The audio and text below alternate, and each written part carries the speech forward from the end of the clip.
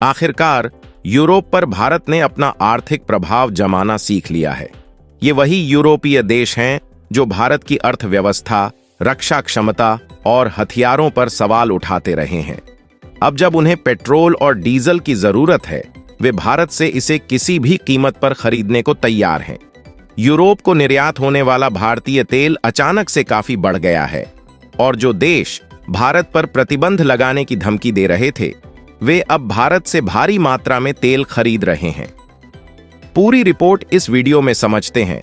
बस भारत के बढ़ती ताकत के लिए चैनल को सब्सक्राइब और वीडियो को लाइक जरूर करें।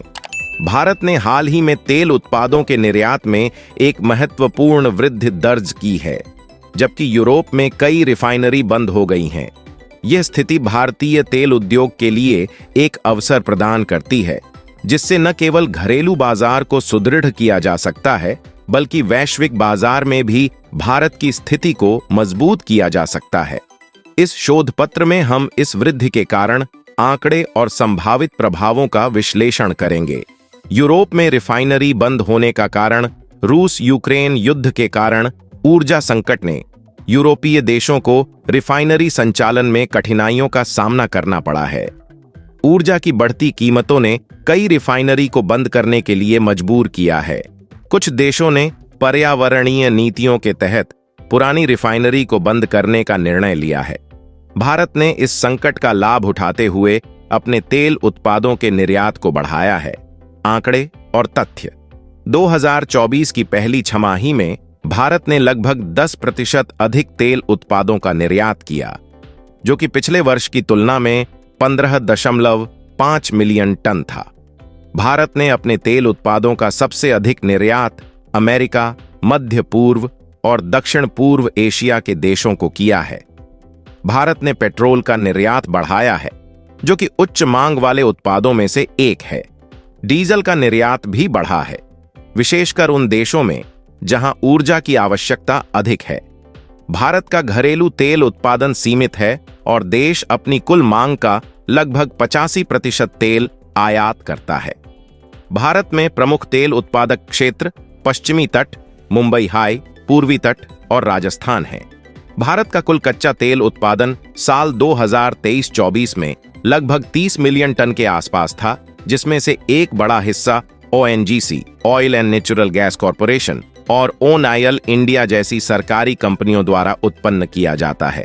हालांकि देश की बढ़ती मांग के चलते घरेलू उत्पादन पर्याप्त नहीं है और भारत को तेल आयात पर निर्भर रहना पड़ता है।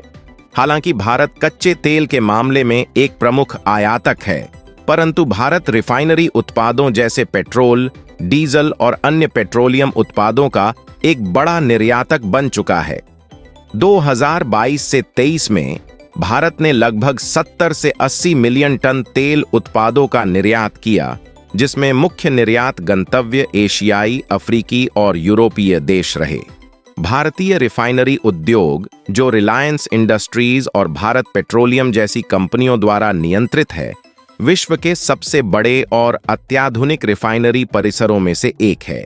विशेष रूप से रिलायंस इंडस्ट्रीज की जामनगर रिफाइनरी विश्व की सबसे बड़ी सिंगल लोकेशन रिफाइनरी है।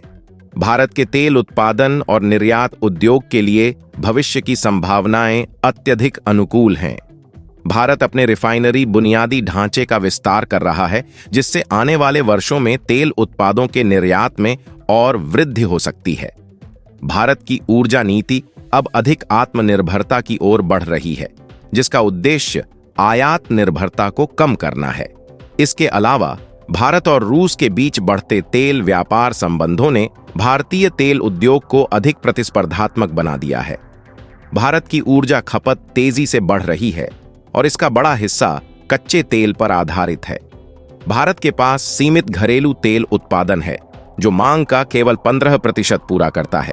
2023-24 के वित्तीय वर्ष में भारत का घरेलू तेल उत्पादन लगभग 30 मिलियन टन रहा, लेकिन देश की कुल मांग 250 मिलियन टन से अधिक थी।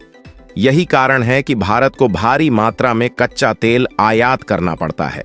सऊदी अरब भारत का प्रमुख तेल आपूर्तिकर्ता है और कुल तेल आयात का 17 से 18% हिस्सा इस देश से आता है।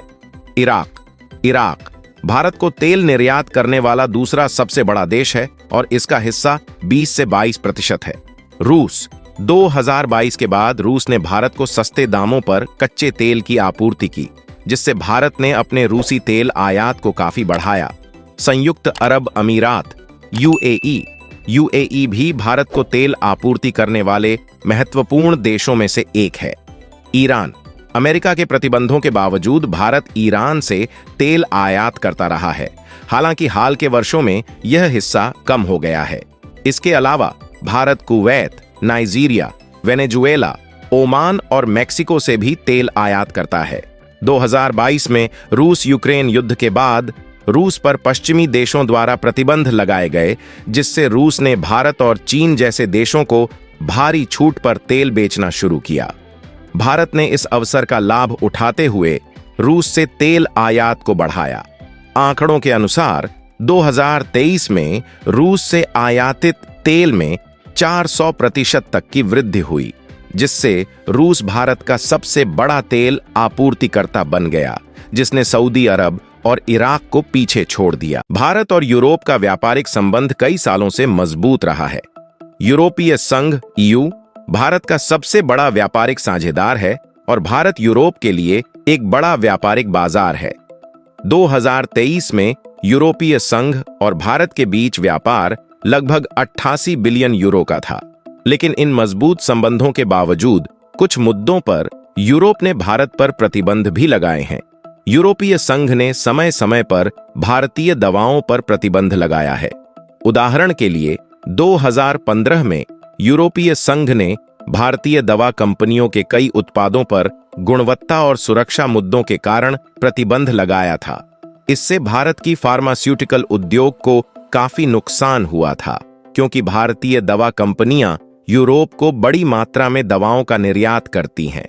यूरोप ने कई बार भारतीय कृषि उत्पादों पर भी प्रतिबंध लगाया है, जिनमें खासकर आम, मैंगोज, भिंडी, ओकरा और चावल बासमती राइस शामिल हैं। 2014 में यूरोपीय संघ ने भारतीय आमों पर प्रतिबंध लगा दिया था, क्योंकि उनमें कथित तौर पर फलों की मक्खियों का संक्रमण पाया गया था। यह प्रतिबंध 2015 में हटा लिया गया, लेकिन इसका भारतीय कृषि निर्यात पर व्यापक असर पड़ा था। यूरोप ने भारतीय कपड़ा उद्योग पर भी समय समय पर पर्यावरणीय और श्रम कानूनों की अनदेखी को लेकर प्रतिबंध लगाए हैं। यूरोपीय संघ ने भारतीय कपड़ा निर्यात पर कई बार आरोप लगाए कि इसमें बच्चों की मजदूरी और श्रम शोषण शामिल है, जिसके चलते व्यापारिक बाधाएं खड़ी की गईं। यूरोप के कई देशों ने भारत को हथियारों की बिक्री पर भी रोक लगाई है। यूरोपीय संघ ने परमाणु परीक्षण के बाद भारत पर प्रतिबंध लगाए थे, जो बाद में हटा लिए गए। इसके बावजूद भारत को हथियारों की आपूर्ति के लिए कुछ देशों में सख्त नियम लागू किए गए हैं।